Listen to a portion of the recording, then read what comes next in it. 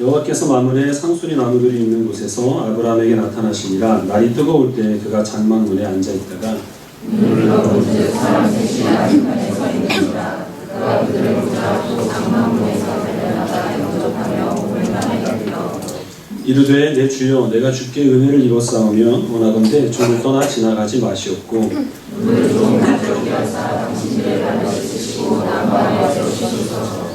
떡을 조금 가져오리니 당신들의 마음을 상쾌하게 하신 후에 지나가소서. 그들이 종에게 오셨음이니이다. 그들이 이르되 내 말대로 그리하라. 아브라함이 급히 장막으로 가서 사라에게 이르되 숲이 고운 것을 쓰하여 가져다가 반죽하여 떡을 만들라고. 아브라함이 또 가축대 있는 곳으로 달려가서 기름지고 좋은 송아지를 잡아 하인에게 주니 그가 급히 요리한지라.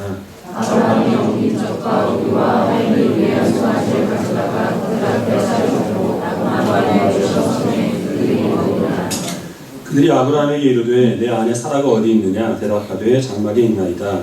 그가 이르시되 내년 이맘때 내가 다시 내게로 돌아오리니 내 아내 사라에게 아들이 있으리라 하시니 사라가 그의 장막문에서 되었더라. 아브라함과 사라는 나이가 많아 늙었고 사라에게는 여성의 생리가 끊어졌는지라. 사라가 속으로 울고 이르되 내가 어찌하여 내 주인을 입었으니 내게 무슨 즐거움이 있으리요. 여호와께서 아브라함에게 이르시되 사라가 왜 웃으며 이르기를 내가 늙었거늘 어떻게 아들을 낳으리요 하느냐. 여호와께서 난 못한 일이 때문이라. 이 안에 이르되 내가 내게로 돌아오리니 사라에게 아들이 있으리라. 읽겠습니다. 사라가 두려워서 그에게 이르되 내가 웃지 아니하나이다. 이르시되 아니라 내가 웃었느니라. 아브라함이 99세가 되었을 때 하나님께서 그에게 나타나셔서 내년에 내가 아들을 사라를 통하여서 얻게 되리라 라고 말씀하셨습니다. 그때 아브라함은 또 다른 아들은 됐고 지금 있는 이스마엘이나 잘 봐주십시오 라고 하면서 속으로 비웃었죠. 아브라함은 그렇게 하나님의 약속에 냉소로 반응했지만 하나님께서는 그 아브라함의 비웃음, 기쁨의 웃음으로 변화시켜 주실 준비를 하신 그 모든 이제 과정들이 진행이 되게 됩니다. 그 사건이 있고 나서 얼마 되지 않아서 하나님께서 다시 한번 아브라함을 방문하십니다. 아브라함의 집에 세 사람의 손님이 방문을 하는데요. 아브라함은 아마도 이제 그들이 그 하나님과 그리고 함께 동행한 천사라는 사실을 알았던 것 같습니다. 그 앞에서 이제 내 주여라고 엎드려서 경배를 하고 정말 융숭하게 이제 그들을 대접을 하게 되는데 그때 이 사라가 아브라함과 하나님과 대화를 나눌 때 장막 뒤에서 그 대화를 엿듣고 있었습니다. 하나님께서는 아브라함에게 그 직전에 하신 말씀, 내가 내년 이맘때 반드시 다시 한번 너에게 올 것인데 그때는 사라가 아기를 안고 있을 것이라 라는 말씀을 하십니다. 근데 그 얘기를 듣고 있던 사라는 아브라함과 똑같은 반응을 보입니다. 마음속으로 웃은 거죠. 내가 이제 이렇게 나이가 많아 늙었고 그리고 폐경기가 지났는데 그리고 내 주인도 늙었는데 내가 어찌 아이를 낳을 수 있을까. 하나님께서는 그 사라의 마음을 아십니다. 네가 지금 웃었느냐? 사라는 부인하죠. 웃지 않았습니다. 두려운 마음에 부인했는데 사실 그것은 하나님의 그 말씀을 의심한 것과 더불어서 또 하나님께 거짓말을 이중의 죄를 범한 겁니다. 근데 그 부분에 대해서 하나님께서는 특별히 그를 책망하지 않으시고 여호와께 능치 못한 일이 무엇이 있겠느냐? 내가 기한이 이를 때 반드시 너에게 다시 올 것이고 너는 그때는 꼭 아이를 낳고 그 아이를 안고 있으리라 라는 말씀을 그에게 주십니다. 그리고서 하나님께서는 계속해서 이제 아브라함과 대화를 나누시게 됩니다. 한 10여 년 전에 우리나라에 소개가 돼서 선풍적인 인기를 끈 책이 한 권 있습니다. 미국의 조엘 오스틴이라는 목사가 쓴 긍정의 힘이라는 책인데요. 그 책에 오늘 본문에 있는 사건이 언급이 되어 있습니다. 사라가 89세가 되고 그리고 90세가 될 때까지 아이를 낳지 못한 이유가 무엇이겠느냐? 하나님이 아이를 낳을 것이다 라는 그 말씀에 냉소적으로 반응할 만큼 그는 비관적이고 부정적인 사람이었기 때문이라는 거죠. 젊었을 때부터 이 사라가 나는 아이를 낳을 수 있어 꼭 엄마가 될 거야 이거를 하루에 수백 번씩 되뇌이면서 아이를 안고 있는 자기의 모습을 계속해서 머릿속에 그렸다면 젊은 나이에 이 사라는 분명히 아기 엄마가 될 수 있었을 거다. 그렇지만 부정적이었기 때문에 이 사라는 아이를 낳지 못하게 된 것이다 이렇게 얘기를 했습니다. 조엘 오스틴은 이게 삼위일체와 그리고 성경의 무호성을 인정을 하기 때문에 이단으로 판정이 되지 않습니다. 근데 그의 책이나 설교를 보면 성경 말씀을 인용을 하고 있기는 한데 본래의 그 맥락에서 동떨어져서 자기의 주장을 입증하기 위한 근거로 사용해서 굉장히 좀 그 문제가 많은 그런 사람입니다. 오늘 본문에서 사라가 이 아이를 낳지 못하게 된 그 이유를 이제 성경은 무엇이라고 설명을 하고 있는지 우리 바울의 이야기를 한번 들어보도록 하겠습니다. 로마서 9장입니다.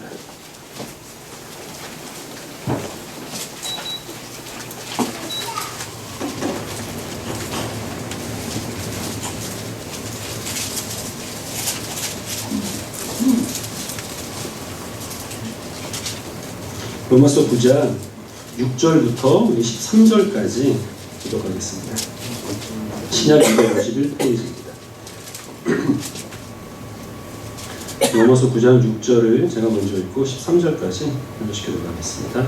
그러나 하나님의 말씀이 폐하여진 것 같지 않도다. 이스라엘에게서 난 그들이 다 이스라엘이 아니요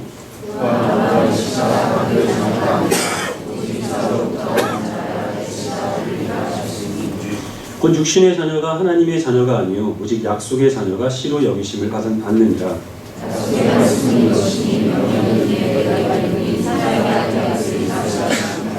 그뿐 아니라 또한 리브가가 우리 조상 이삭 한 사람으로 말미암아 임신하였는데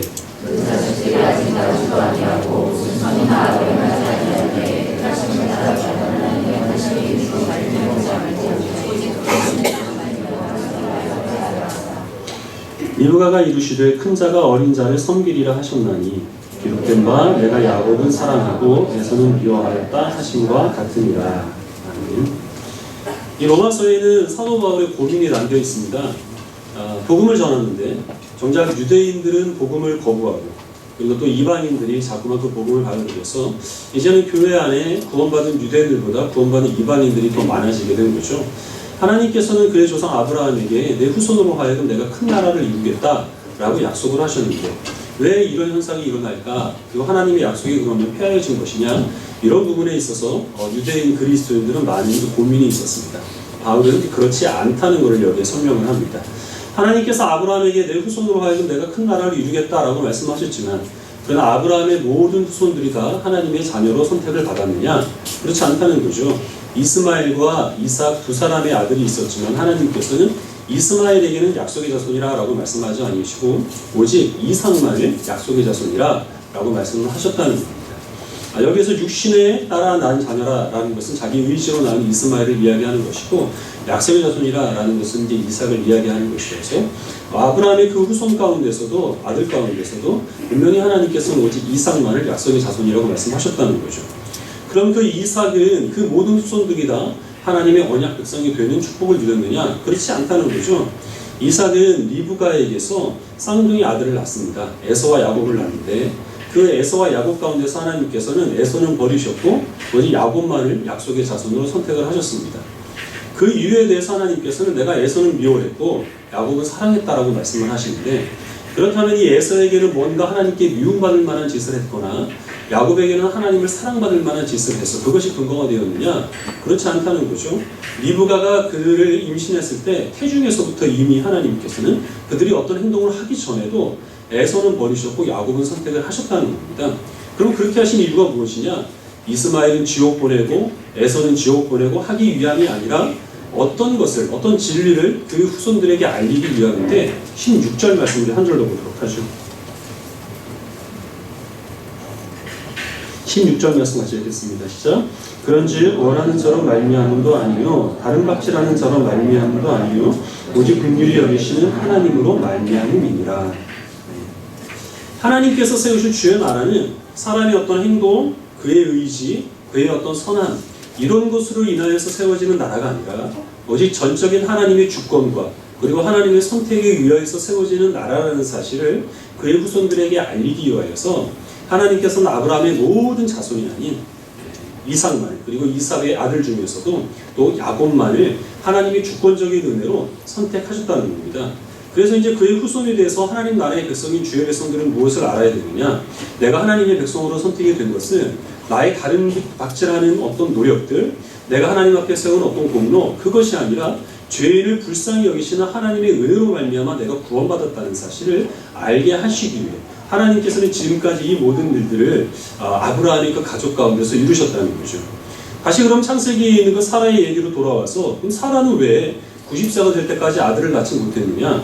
자기 의지로 낳은 아들이 아닌 그래서 이미 폐경기가 지난 여인에게 하나님이 특별한 은혜를 베풀어 주셔서 기적적으로 태어난 그 아이만이 하나님의 약속의 씨앗이 된다는 사실을 그들에게 알려주심으로 하나님의 나라는 사람의 어떤 의지나 사람의 노력이 아니라 전적인 하나님의 역사하심 가운데 이루어진다는 그 사실을 깨닫게 하시기 위해서 하나님께서는 사라의 태를 90세가 될 때까지 일부러 막으셨다는 겁니다. 그렇다면 사라가 젊었을 때 나는 아이를 임신할 수 있을 거야, 꼭 엄마가 될 거야, 이걸 하루에 수만 번씩 긍정적인 이야기를 되뇌었다고 해도 사라가 임신을 할 수 있었겠습니까? 그럴 수 없었다는 겁니다. 아기를 안고 있는 자기의 모습을 사방천지에 벽에다 붙여놓고 또 그 모습을 늘 머릿속에 그렸다 하더라도 하나님이 정하신 이때가 되기까지는 사라는 절대 아이를 낳을 수 없는 여인이었다고 하는 거죠. 이거는 긍정의 힘에서 주장하는 것과는 완전히 반대가 되는 이야기입니다. 긍정의 힘이라는 말은 조엘 오스틴이 처음 만들어낸 이야기가 아닙니다.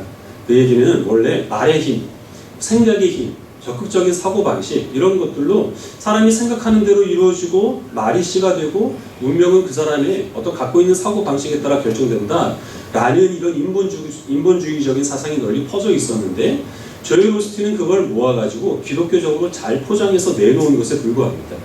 그러면 이런 이 긍정의 힘이 무엇으로부터 비롯되었을까요? 그거는 힌두교를 비롯한 범신론에서 비롯된 사상입니다. 범신론이라고 하는 것은 세상에 있는 모든 만물이 다 신성이 있다는 거죠. 그래서 우주적인 에너지로 다 하나로 이제 묶여있기 때문에 지구 반대편에 있는 사람이라 하더라도 그 사람이 간절히 무엇인가를 원하고 열심히 그것을 얻기 위해서 추구를 하면 그 에너지에 의해서 지구 반대편에 있는 것들도 그 사람에게서 끌려올 수 있다. 이렇게 주장하는 것이 범신론입니다. 그 사람이 소원하는 사람의 어떤 의지와 그리고 열심에 따라서 그의 운명이 결정된다고 하는 것이죠. 이거는 결코 기독교 신앙이 아닙니다. 얼마 전에 소리 소문 없이 리우올림픽이 끝났는데요. 거기에서 그래도 우리나라 사람들을 좀 감동시킨 사람이 있습니다. 펜싱에서 금메달을 딴 박상영이라는 사람인데 한 점만 뺏기게 되면 이제 은메달에 머물게 되는 그런 이제 절체절명의 상황에서 할 수 있다, 할 수 있어 이 카메라에 잡혔죠. 그리고 나서 정말 거짓말같이 역전해서 금메달을 땄습니다. 어디에서 이제 인터뷰를 했는데 이 사람이 어머니가 나를 위해서 열심히 새벽 기도를 해서 내가 금메달을 딸 수 있었다 이렇게 증언을 했습니다. 이 내용만 보면 지금쯤 교회 여러 곳을 돌아다니면서 간증을 해야 될 것 같은데 근데 어떤 교회도 이 사람을 초청 강사로 모셔서 간증을 했다는 이야기를 들을 수가 없어요. 왜냐하면 이 사람과 이 사람의 어머니 독실한 불교 신자이기 때문입니다. 긍정의 힘을 입어서 그리고 또한 기도의 능력으로 원하는 것을 얻어냈는데 그런데 우리는 그들을 기독교인이라 그들이 믿는 하나님을 여호와 하나님이라 인정할 수가 없다는 거죠. 그러면 그들이 신봉하고 있는 그런 것과 자기의 신념과 그리고 또 우리가 여호와 하나님을 의지하는 것은 무엇이 다를까요? 어느 점에서 차이가 있겠습니까? 이스라엘 백성들이 이 아브라함의 후손으로서 큰 나라가 됩니다. 그리고 하나님께서는 그들에게 애굽의 노예로 있던 상태에서 그리고 가나안 땅의 자유를 주기 위해서 이끌어내셨는데 이스라엘 백성들이 애굽에서 가나안 땅으로 들어가는 과정 가운데 홍해가 있었죠. 그 홍해 앞에서 이스라엘 백성들은 큰 두려움에 빠집니다. 뒤에서는 애굽의 병사들이 쫓아오고 있어서 우리 이제 여기서 다 죽었다. 이렇게 극단적인 절망에 빠져 있을 때 하나님께서 그들의 그 길을 미리 예비하실 수 없겠습니까? 있었겠죠. 홍해를 미리 갈라 놓으실 수도 있었을 것이고 홍해와 또한 광야 사이에 다리를 하나님께서 창조하실 수도 있었을 거고 애굽의 그 병사들이 미리 발을 묶어놓을 수도 있었을 겁니다. 근데 하나님께서는 일부러 그들을 그런 극단적인 절망적인 상황 가운데로 몰아가십니다. 왜냐하면 모세를 통하여 하나님께서 말씀하시기를 이렇게 함으로 오늘날 이스라엘 백성들의 구원이 전적인 하나님의 구원이며 이스라엘 백성의 어떤 협조도 없는 하나님의 단독적인 역사라는 사실을 너희들에게 알게 하시기 위하여서 하나님께서 너희를 인도하셨다라고 이렇게 말씀하십니다. 그렇게 역사하신 하나님께서 이스라엘 백성 각 사람이 개인의 삶 속에서도 역사하시는데요. 욥의 경우가 바로 그렇죠. 욥은 부유한 사람이었고 자녀가 10명이 있었습니다. 유복한 가정이었는데 하루아침에 모든 재산을 다 잃어버립니다. 그리고 10명의 자녀가 그날 다 목숨을 잃게 됩니다. 자기 몸에도 병이 생기고 하나 있는 가족인 아내는 자기에게 저주를 퍼붓고 가출을 해버립니다. 근데 그가 그런 절망적인 상황 가운데 빠진 이유가 무엇이냐? 하나님께 무언가 죄를 범했거나 그가 재수가 없었거나 아니면 그가 늘 부정적인 생각으로 가득 차 있기 때문이 아니라 하나님께서 그를 너무나 사랑하셨기 때문입니다. 하나님께서 마귀에게 어느 날 그를 자랑하죠. 네가 이 세상에 있는 어떤 사람 가운데서도 욥처럼 순전한 마음으로 나를 사랑하고 나를 경외하는 사람을 본 적이 있느냐?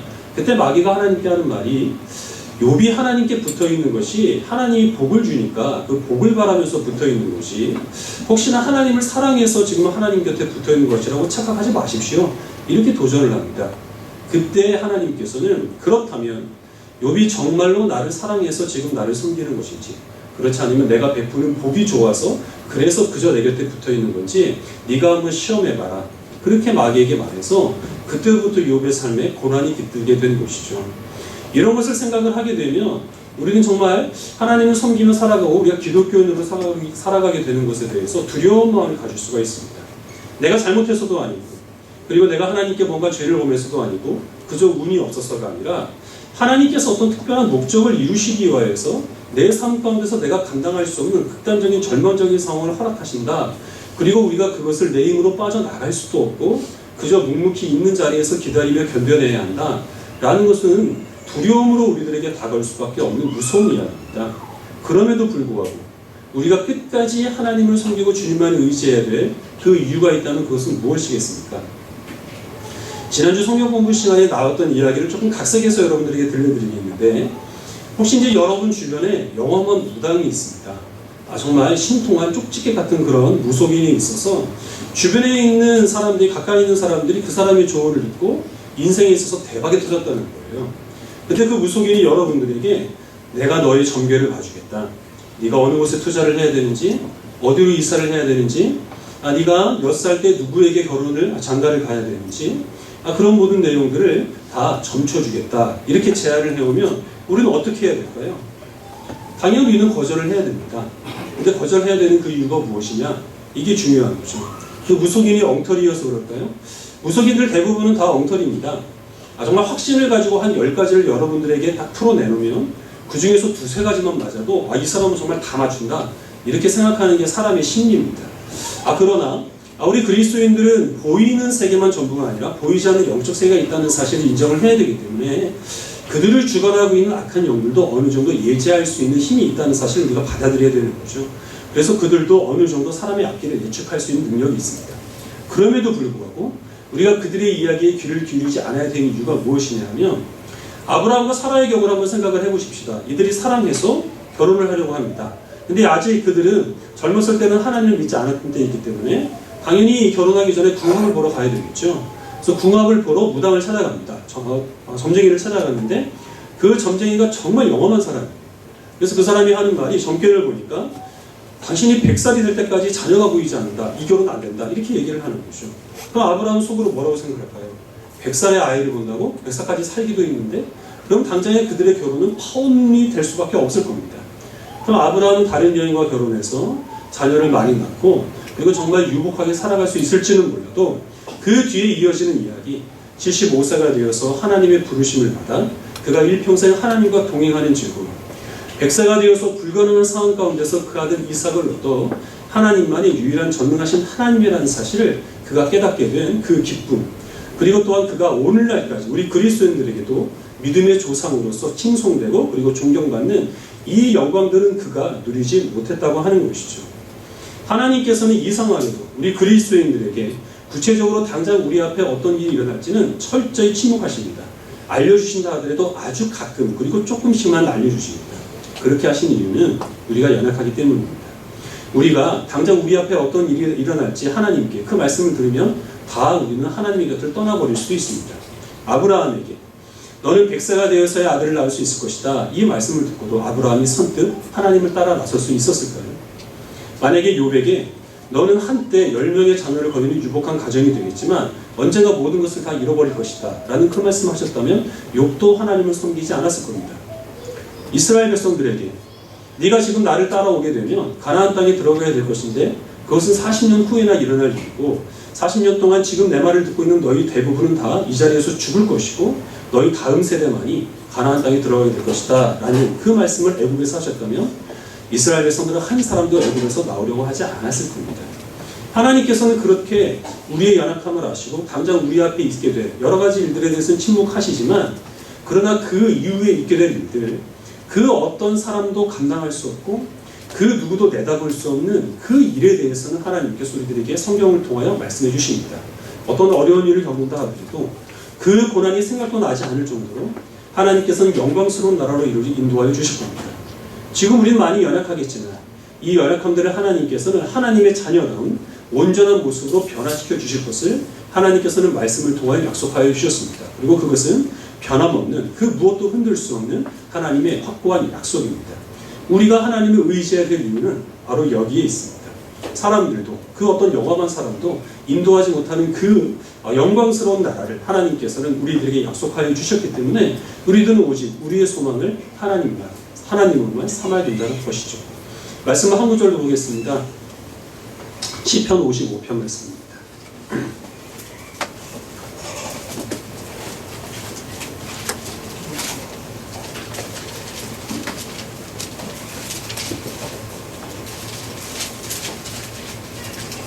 시편 55편 22절과 23절 이 두 절 말씀만 우리 같이 읽겠습니다.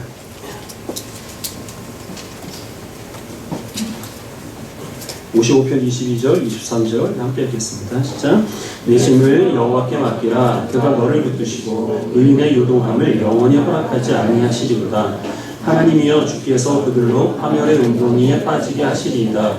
피를 흘리게 하며 속이는 자들은 그들의 날에 안도 살지 못할 것이나 나는 주를 의지하리이다. 다윗이 다윗의 삶 속에서 짐이 있었습니다. 다윗의 짐은 그를 괴롭히고 핍박하는 원수들이었습니다. 누구나 다 인생 가운데서 무거운 짐을 짊어지고 살아갑니다. 사라에게 있어서 무거운 짐은 89세가 되도록 아이를 낳지 못하는 고통이 그의 짐이었고, 그리고 또한 욥에게 있어서 무거운 짐은 하루아침에 모든 재산과 그리고 자녀를 다 잃어버린 바로 이제 그것이 이 욥에 있어서 무거운 짐이었습니다. 여러분 저마다도 각자 짊어지고 있는 인생의 무거운 짐들이 다 있는 줄로 압니다. 하나님 믿는 주의 백성들이 이런 무거운 짐을 짊어지고 살아가야 된다면 우리가 왜 굳이 하나님을 믿어야 되겠습니까?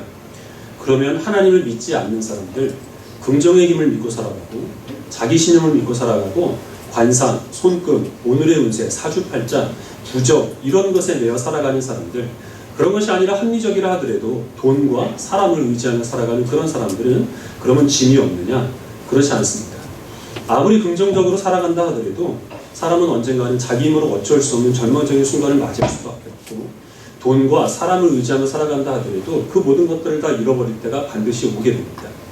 하나님을 믿지 아니하는 사람들과 하나님을 믿는 우리 그리스도인들에게 있어서 차이점이 무엇이냐면 똑같이 다 무거운 짐을 짊어지고 살아가지만 우리는 그 짐을 맡길 때가 있다고 하는 것이죠. 여호와 하나님께서 우리의 짐을 친히 감당하십니다. 짐을 하나님께서 감당하신다는 것은 지금 우리가 안고 있는 이 모든 어려운 일들을 통해서도 하나님께서는 반드시 선한 일을 이루실 것이라는 바로 그 믿음을 우리들에게 주신다는 것이 우리가 우리의 모든 짐을 다 하나님께 맡겨드리는 것이 됩니다. 그리고 이런 무거운 짐들을 우리가 감당하는 동안에 하나님께서 이것을 통하여 선한 일을 이루실 것이라는 확신 가운데서 지금 있는 이 처지와 환경에 우리가 굴하지 않고 끝까지 주님을 바라보며 하나님께 대한 믿음을 내려놓지 않는 것, 바로 이것이 하나님의 자녀로 부름받는 우리들에게 주님께서 원하시는 믿음이라는 것입니다. 하나님께서는 어찌 보면 고작 하나님의 나라가 사람의 의지로 되는 것이 아니라는 사실을 깨닫게 하시기 위해서 아브라함과 사라를 각각 100살과 그리고 90살이 될 때까지 아이를 낳지 못하게 하셨습니다. 고작 마귀에게 이 욥이 정말 나를 사랑한다는 사실을 입증하기 위하여서 그의 모든 재산과 그의 가족들을 다 하루아침에 빼앗아 가리신 분이 바로 하나님이십니다. 그 하나님을 믿는 우리들에게 어떤 일이 일어날지 우리는 정말 장담할 수가 없습니다. 그리고 또한 우리가 지금 어떠한 상황 속에 있다 하더라도 이 우리가 짊어지고 있는 무거운 짐을 통하여 하나님께서 하나님의 영광을 위한 지혜롭고 그리고 풍성한 일을 이루실 것이라는 사실을 우리가 의심할 필요도 없다는 것입니다. 아브라함의 그 인생 여정을 우리가 몇 주 동안 살펴보고 있는데 그러다 보니까 주제가 계속해서 겹칩니다. 하나님께서는 아브라함이 계속 끝까지 전능하신 여호와에게 능치 못하는 것이 없으니 나의 때가 올 때까지 기다리라 라는 말씀을 그에게 하십니다. 믿음의 후손인 우리들에게도 하나님께서는 동일한 것을 요구하고 계십니다. 하나님은 전능하시니 그 하나님을 믿는 믿음 가운데서 지금 있는 이 현실들을 견뎌내고 주님께서 우리들에게 맡기신 그 일들을 감당하라 라고 주님께서는 우리들에게 부탁하고 있습니다.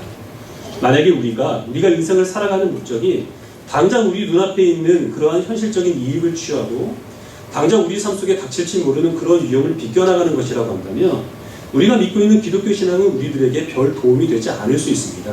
차라리 우리가 영험한 무속인을 찾아가는 게 더 지혜로운 일이 될 수도 있고, 사람들이 좋아하는 긍정의 힘 같은 것들을 신봉을 하면서 자기 신념을 믿고 살아가고 돈을 구하고 사람을 얻기 위하여서 기꺼이 하나님을 멀리하는 것을 우리가 마다할 필요가 없습니다. 그러나 우리가 인생을 살아가는 목적이 우리를 통하여 우리가 알지 못하는 하나님의 영광스러운 약속을 이루어 가신다는 바로 그것을 우리가 소망하며 살아간다면 하나님만을 의지하시기 바랍니다. 하나님의 말씀만을 붙드시길 바랍니다. 여호와 하나님께서 능치 못한 일이 무엇이 있겠느냐라는 그 말씀을 붙드시고 내가 정한 때에 반드시 너에게 다시 돌아올 것이니 너는 그때를 기다리라 라는 그 하나님의 말씀 가운데서 주님의 때를 기다리면서 하나님이 내게 주신 그 천지길수의 직무를 성실하게 감당하는 지혜로운 주의 백성들이 다 되시기를 주님의 이름으로 축원합니다. 아멘. 기도하겠습니다.